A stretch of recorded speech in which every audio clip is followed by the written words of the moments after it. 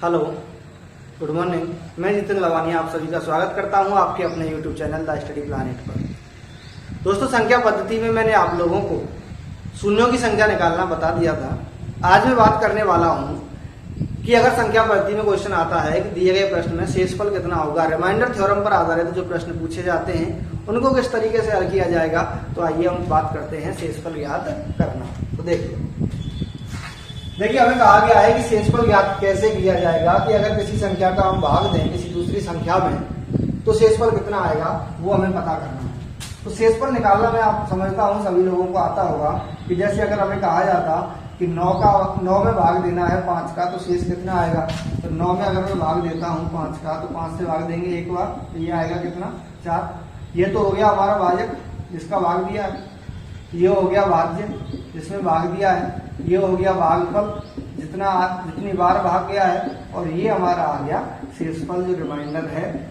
ये हमें ज्ञात करना है कि शेषफल कितना आएगा। तो देखिए शेषफल ज्ञात किस तरीके से किया जाता है। इस तरह से तो हम क्वेश्चन करने बैठेंगे नहीं।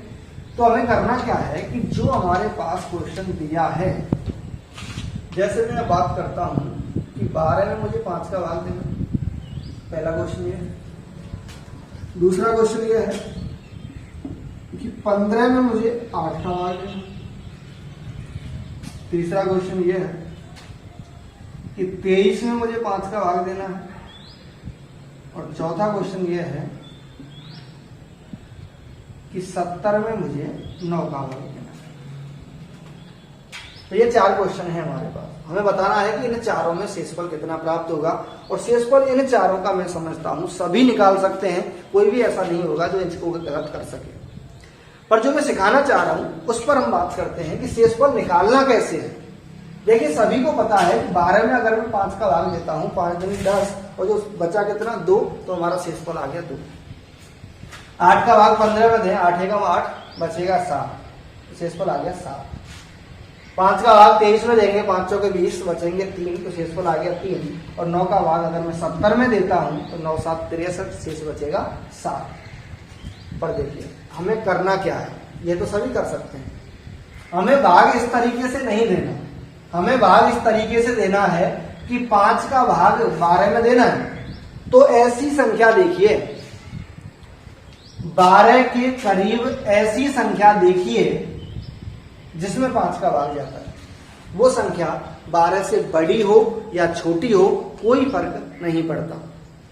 तो 12 के करीब ऐसी संख्या जिसमें 5 का भाग जाता है, तो मैं समझता हूं 10 और 15 दोनों में भाग जाता है। तो ज्यादा करीब जो है वो कौन सी है, 10 है।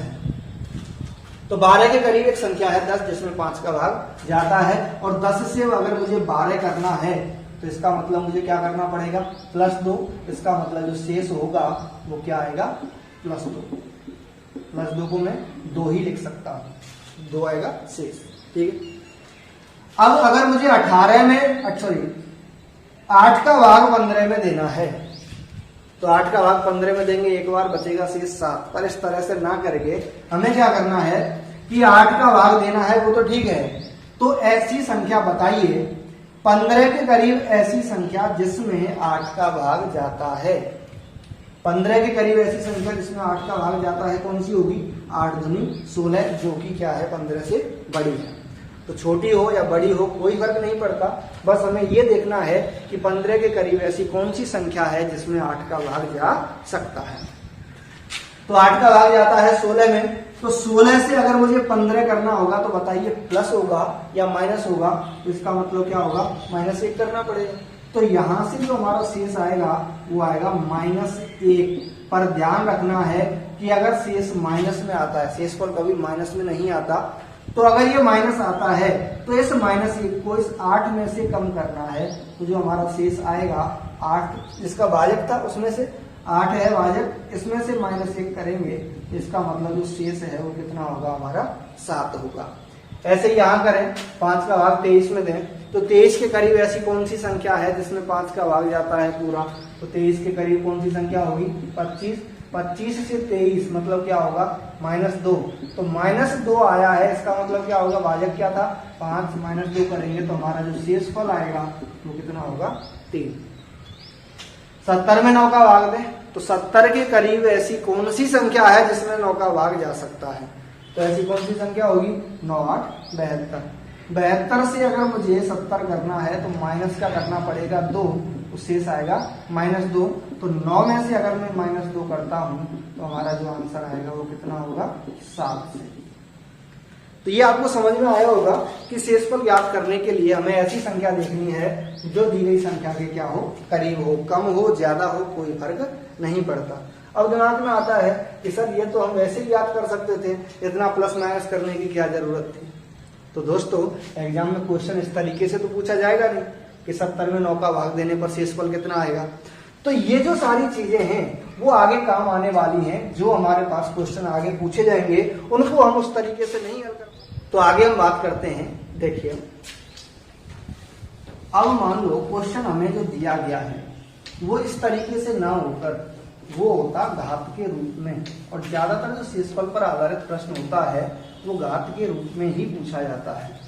ठीक है, तो देखिए कैसे करेंगे कि मान लो सबसे पहला क्वेश्चन ये है हमारे पास, आसान क्वेश्चन से शुरुआत कर रहा हूं कि 6 की घात है 35 को 5 से भाग देने पर कितना शेषफल प्राप्त होगा, ये बताना। तो क्वेश्चन क्या है कि 6 की घात 35 को भाग देना है 5 से, तो शेषफल कितना होगा? अब बताइए अगर मैं उसी तरीके से करना चाहता जिससे हम बचपन से करते आ रहे हैं, तो 6 की घात 35 मतलब 6 का गुणा करना है 35 बार, और जो संख्या आएगी उसमें 5 का भाग देकर शेषफल निकालें। तो उसके बजाय हम क्या करेंगे, 6/5। तो मैंने अभी बताया था कि 6 के करीब ऐसी कौन सी संख्या है जिसमें 5 का भाग जाता है, तो सभी को पता है ऐसी कौन सी संख्या होगी? 5। और 5 से अगर मुझे 6 करना है तो इसका मतलब क्या करना पड़ेगा? +1। तो यहाँ से जो शेषफल आएगा वो कितना आएगा? +1। और उसकी भी जो पावर है वो कितनी लगी हुई है? 35। और 1 की घात अगर मैं कितना भी लगाऊं तो शेषफल जो आएगा वो कितना आएगा? 1। और वही हमारा क्या होगा? आंसर। जैसे दूसरा क्वेश्चन देखिए, मान लो क्वेश्चन ये होता, ये है 29 की घात है 42 और भाग देना था मुझे किससे? 7 से। 29 की घात 42 को 7 से भाग दिया जाए तो शेषफल कितना आएगा? तो ये बताइए कि 29 के करीब ऐसी कौन सी संख्या है जिसको हम 7 से पूरी तरह भाग दे सकते हैं? तो 7 चौके 28, सबको पता है 28 में पूरा भाग जाता है। तो 28 से अगर मुझे 29 करना है तो क्या करना पड़ेगा? +1। तो इसका मतलब शेषफल कितना आया यहाँ से? 1। और उसकी पावर कितनी लगी हुई है? 42। और 1 की पावर कितना भी लगाइए, हमारा आंसर रहेगा कितना? 1 से। ठीक है, अगला क्वेश्चन देखिए। मान लो क्वेश्चन ये है,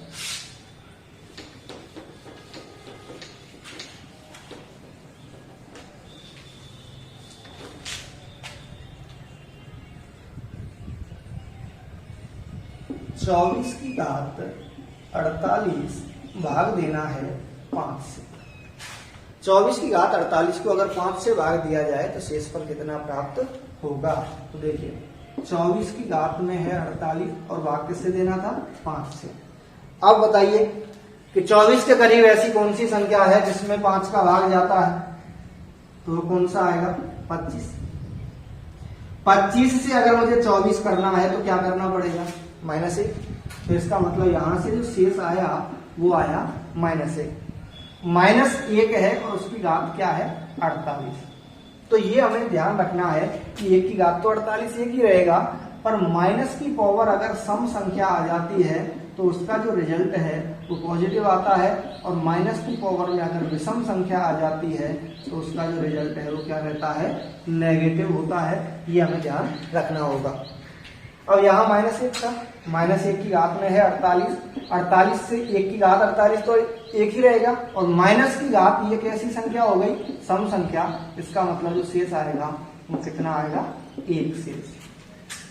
अगर मान लो क्वेश्चन एक और लिखना चाहें, ये होता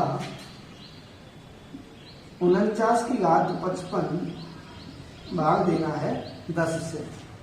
49 की घात 55 को 10 से भाग दिया जाए तो 10 का भाग 49 के करीब किस संख्या में जाता है? 50 में। 50 से 49 करेंगे क्या होगा? -1। और -1 की पावर में कितना आया? 55। 1 की घात 55 तो रहेगा 1, और माइनस की घात और सम की जगह क्या आ गया? विषम। और माइनस की घात विषम है तो रिजल्ट आता है नेगेटिव। तो हमारा शेष आया -1। और माइनस में आता है तो जो भाजक है जिसका भाग दिया है उसमें से उसे कम कर लो, कितना आएगा हमारा आंसर? 9 से। ठीक है। जैसे एक क्वेश्चन और करें, जैसे मान लो ये होता 66 की घात 48 प्लस 66 को भाग देना है 13 से। 66 की घात 48 प्लस 66 को भाग देना है 13 से। तो इनको मैं क्या कर सकता हूं, इनको अलग अलग लिखिए। 66 की घात 48 बटे 13, और इसको मैंने अलग से लिख लिया 66 बटे 13। एक ही बात होगी। अब यहाँ तो 13 पंजे 65, तो यहाँ तो शेष बच ही गया एक, इसका तो कोई दिक्कत है ही नहीं। दिक्कत यहाँ पर थी 13 का भाग जाता है 65 में, 65 से 66 करने के लिए चाहिए प्लस का 1। प्लस का 1 है पावर में 48 प्लस यहाँ से कितना था? 1। प्लस 1 की घात 48 रहेगा 1, 1 प्लस 1 करेंगे, इसका मतलब जो शेष आएगा वो कितना आएगा? 2 शेष।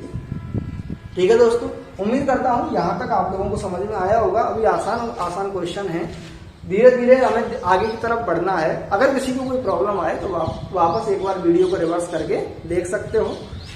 अब हम बात करें अगले क्वेश्चन की। तो यहां तक जो क्वेश्चन मैंने कराए हैं उससे आप लोगों को एक चीज समझ में आई होगी कि जितने भी संख्याएं हैं वो संख्याएं मैंने ऐसी ली हैं जिनमें या तो +1 आ रहा था या -1 आ रहा है। तो हमें कैसे भी करके संख्याओं का अंतर या 1 करना है, चाहे वो प्लस में हो चाहे माइनस में हो, क्योंकि 1 की घात कितनी भी लगाएं वो 1 ही रहता है। प्लस माइनस अलग बात है। 1 की घात कितनी भी लगाएं 1 रहेगा। 1 के अलावा अगर कोई भी संख्या बना दी, हमने 2 बना दिया, तो 2 की घात अगर मैं 48 लिखता हूं, 2 की घात 48 किसे पता है? 2 का गुणा 48 बार करना था, बजट निकलेगा, क्या फायदा रहा करने का। तो हमें कैसे भी करके उनका जो अंतर है वो कितना बनाना है? 1 बनाना है, चाहे वो पॉजिटिव हो या नेगेटिव हो। अब जैसे हम बात करें, क्वेश्चन ये होता 2 की घात 24 भाग देना है 9 से। बताना है इस रिमाइंडर का शेषफल जो होगा कितना आएगा। 2 की घात 24 भाग दिया 9 का।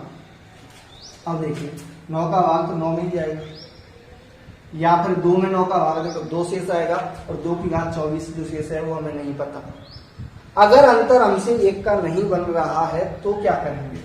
यहाँ 2 की घात 24 बटे 9 है, तो कैसे भी करके अंतर 1 का बनाना है। और अंतर 1 का बनाने के लिए क्या करें? देखिए 2 की घात यहाँ 24 है, तो सबसे पहले देखिए 2 की घात 1 कितना होता है? 2। 2 और 9 का अंतर काफी है अभी तो।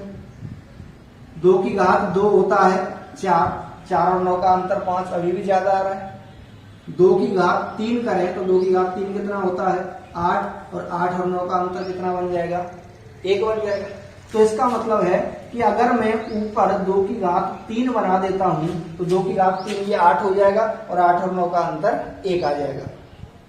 यहां 2 की घात 24 था, यहां 2 की घात 3 है, 3 का भाग 24 में दें, इसका मतलब ऊपर मुझे कितना लिखना पड़ेगा? 8। भाई 8 गुणा 3 24 हो जाएगा, संख्या वही रहेगी, और बटे में क्या था? 9। तो 2 की घात 24 को पहले मैंने क्या किया? अंतर 1 बनाने के लिए ऊपर लिख दिया 2 की घात 3। क्यों लिखा? क्योंकि ऊपर बन जाएगा 8, 8 और 9 का अंतर हो जाएगा 1। 24 की जगह 3 लिखा, तो ऊपर इसके ऊपर 3 का भाग 24 में 8 बार, तो ऊपर लिख दिया मैंने 8। तो अब हमारा क्वेश्चन क्या बना? 2 की घात 3 होता है 8, उसकी भी घात कितनी है? 8 बटे में क्या है? 9। अब 9 का भाग 9 में जाएगा, पर 9 से 8 करेंगे क्या होगा? -1। 1 का अंतर हो गया। -1 की घात 8 सम संख्या है, इसका मतलब जो शेष आएगा वो कितना आएगा? 1 शेष। देखिए ज्यादातर स्टूडेंट क्या कहते हैं कि सर ज्यादातर आंसर +1 या -1 आ रहा है। वो +1 -1 इसलिए आ रहा है क्योंकि हमने अंतर 1 का ही बनाना है, पर ऐसा कोई जरूरी नहीं है कि जो ऑप्शन मिलते ही +1 या -1 कर दो। वो डिपेंड करेगा कि और उसके साथ कौन कौन सी संख्याएं दे रखी है। अब जैसे मैं अगला क्वेश्चन करना चाहूं,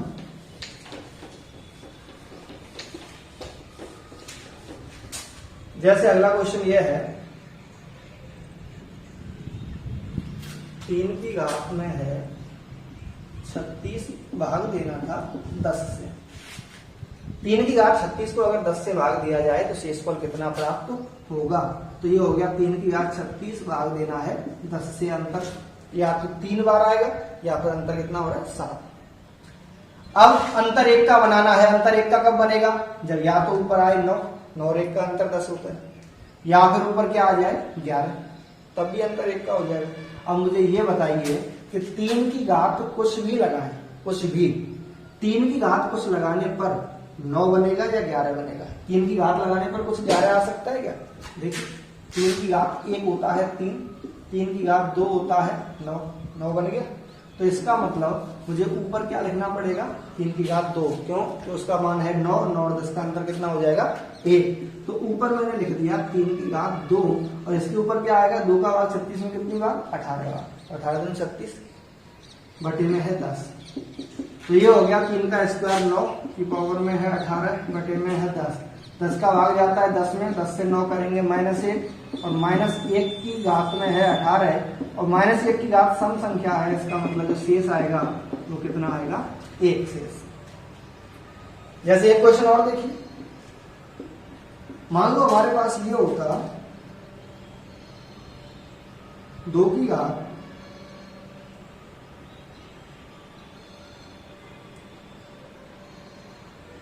40 को भाग देना है 7 से। 2 की घात 40 को भाग देना है 7 से, तो शेषफल कितना आएगा ये हमें बताना है। तो क्या करेंगे? पहले मैंने लिख लिया ऐसे 2 की घात 40 बटे 7। 2 की घात ऐसी संख्या रखी है जिससे अंतर कितना आ जाए? 1 आ जाए। तो 2 की घात 1 होगा 2, 2 की घात 2 होता है 4, 2 की घात 3 होता है 8, 8 और 7 का अंतर 1। तो ऊपर लिखना पड़ेगा 2 की घात 3 बटे में तो 7 है। अब 3 का भाग, ऊपर घात कितनी आएगी? 3 का भाग 40 में कितनी बार गया? पूरा भाग तो जा नहीं रहा, तो ये गया 13 बार। 13 गुणा 3 करेंगे 39। एक घात और बची तो उसको अलग से लिख दीजिए भाई, टोटल 40 करनी है। 2 की घात 3 तो इसलिए लिखा क्योंकि 8 और 7 का अंतर 1 का हो जाएगा। 2 की घात 3, 3 का भाग 40 में जाता है 13 बार, तो 13 गुणा 3 39। जो शेष बचा, एक घात और बची, उसको मैंने 2 की घात अलग से लगाकर लिख दिया। तो ये क्या हो जाएगा? 2 की घात 3 हो गया 8, 8 की घात 13 बटे में 7 गुणा 2 की घात 1 कितना होगा? 2। 7 का भाग जाता है 7 में, 7 से 8 करेंगे मतलब +1, तो ये आएगा +1 की पावर है 13 गुणा 2 +1। 1 की पावर में 13 जो है वो कितना आएगा? 1 × 2 करेंगे तो आंसर आएगा 2 शेष। ठीक है दोस्तों, मैं समझता हूं आप लोगों को ये समझ में आ रहा होगा। तो अगर हम बात करें अगले क्वेश्चन की तरफ, तो देखिए क्या होगा कि तो कैसे भी करके हमें जो अंतर है वो किसका बनाना पड़ेगा? 1 का, क्योंकि 1 के अंतर के बिना ये क्वेश्चन आसानी से हल नहीं होगा। अगला क्वेश्चन देखिए, मान लो क्वेश्चन ये है 2 की घात कुछ भी लिख देता हूं 48 और भाग देना है मुझे 10 से। तो जो रिमाइंडर होगा कितना होगा? 2 की घात 48 को भाग दिया जाना है 10 से, तो 2 की घात 48 भाग देंगे 10 से, तो अंतर 1 का करना है। 2 की घात 1 हो गया 2, 2 और 10 का अंतर 1 नहीं हुआ। 2 की घात 2 होता है 4, 4 और 10 का अंतर 1 नहीं हुआ। 2 की घात 3 होता है 8, 8 और 10 का अंतर 1 नहीं हुआ। और 2 की घात 4 होता है 16, 16 और 10 का अंतर भी 1 नहीं हुआ। यहाँ से आगे तो और बड़ी संख्याएं होंगी। तो मतलब इस तरीके से भी अब अंतर 1 का नहीं बन रहा। पिछले क्वेश्चन में तो हो गया था।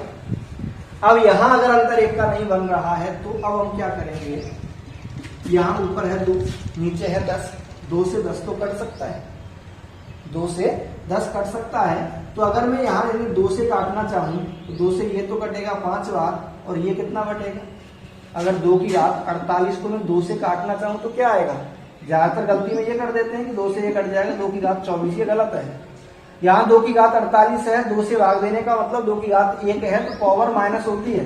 तो यहाँ 2 की घात 48 को 2 से भाग दें तो ये आएगा 2 की घात 47। ठीक है। तो यहाँ मैंने 2 से पहले इनको काट दिया, तो 2 से ये कट गया 5 बार, यहाँ 1 कम हो जाएगा, तो ये बन गया हमारे पास 2 की घात 47 बटे में क्या आ गया 5। अब तो अंतर तो 1 का बन सकता है, क्यों? क्योंकि 2 का स्क्वायर होता है 4 और नीचे कितना है 5। 2 का स्क्वायर 4, नीचे है 5, अंतर 1 का बनेगा।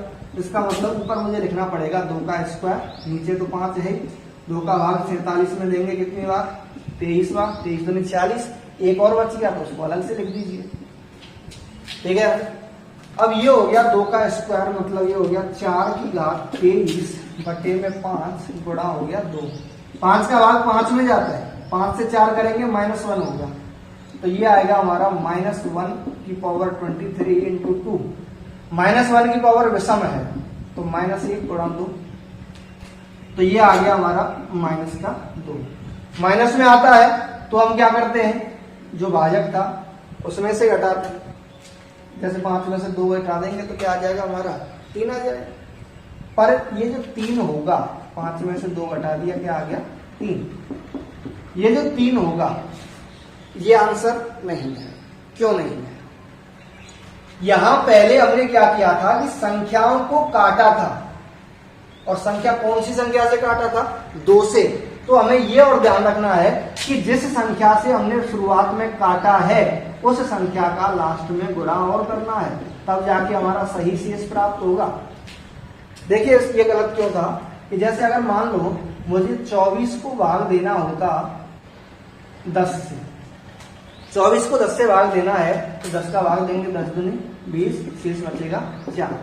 पर अगर मैं इनको पहले 2 से काट देता तो ये आता 12 और ये आता 5, तो 5 का भाग 12 में देंगे तो अब आएगा शेष कितना 2। शेष आना 4 चाहिए था, पर काटने के बाद शेष कितना आया 2। हमने यहाँ 2 से काटा था, तो अगर इसके शेष में मैं 2 का ही गुणा कर देता हूं तो शेष कितना आ जाएगा, वही आ जाएगा जो पहले चाहिए था।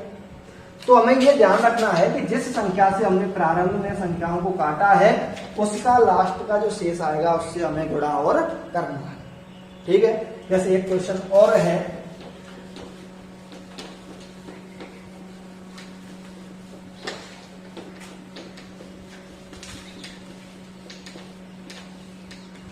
क्वेश्चन हमारे पास है कि 5 की घात 500 को भाग दिया जाए 500 से तो जो रिमाइंडर है वो कितना आएगा। 5 की घात 500 को 500 से ही भाग दिया जाए तो शेषफल कितना प्राप्त होगा, ये हमें पता करना है। तो दोस्तों ये क्वेश्चन आप लोगों के लिए है, ये क्वेश्चन करके देखिए और इसका आंसर कमेंट बॉक्स में लिखिए। नहीं होता है तो अगली वीडियो में मैं आप लोगों को ये बताऊंगा। और इसके बाद अभी शेषफल खत्म नहीं हुआ है, इसके बाद मैं आप लोगों को बताने वाला हूं कि शेषफल ज्ञात करना में अगर जैसे ये समझाया, आज इसका ये कॉन्सेप्ट था, ये समझा चुका हूं, इससे अगर क्वेश्चन होता है तो ठीक है, नहीं इसके बाद एक टोसेंट मेथड और है। टोसेंट मेथड से हम क्या करेंगे कि अगर बड़े इनसे भी बड़े क्वेश्चन आ जाते हैं उनसे उन्हें आसानी से हल करने के लिए शेषफल कैसे ज्ञात होगा उसके लिए हम प्रयोग में लेते हैं टोसेंट मेथड, और उसको हम चर्चा करते हैं अगली वीडियो में। तब तक के लिए नमस्कार।